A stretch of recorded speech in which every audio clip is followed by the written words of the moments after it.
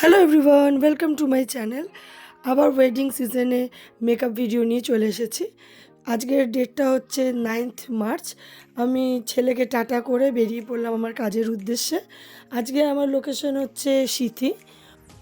এখানে আমার 3জন ক্লায়েন্ট ছিল, কিন্তু আনফর্চুনেটলি একজন ক্লায়েন্টের কাজ ক্যান্সেল হয়েছে, তো 2জন আছে।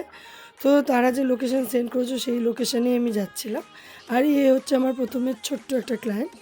কোনো রকম কোনো দিনই সাজে না, আজকে প্রথমবার সাজছে। তো কীরকম এক্সপিরিয়েন্স সেটা তো আমি শেয়ার করবই। লুকটা তো খুবই মিষ্টি লাগছে। ওরই কাজ দিয়ে একটু ছোট্ট করে রিভিউ নিয়ে লেগেছে সেজে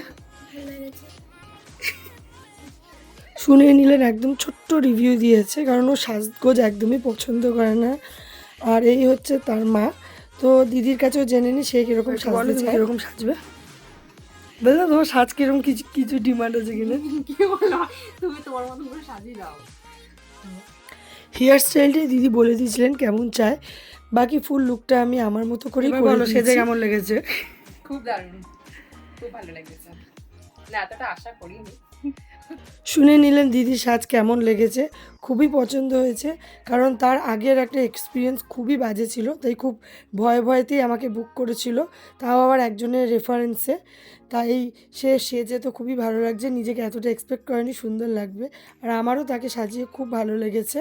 এত কিউট ক্লায়েন্ট আর এরকম ফ্রি মাইন্ডের ক্লায়েন্ট পাওয়াটা সত্যি খুবই ভালো লাগে, খুব কমফোর্টেবলি কাজ করা যায়।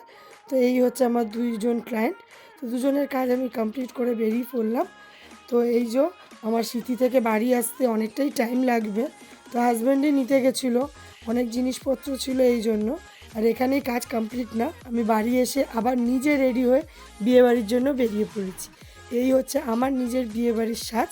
দেখে বলো যে ক্লায়েন্টের সাজ এবং আমার সাজ সব কেমন লেগেছে। খুব তাড়াতাড়ি নেক্সট ভিডিও নিয়ে চলে আসবো। Thank you.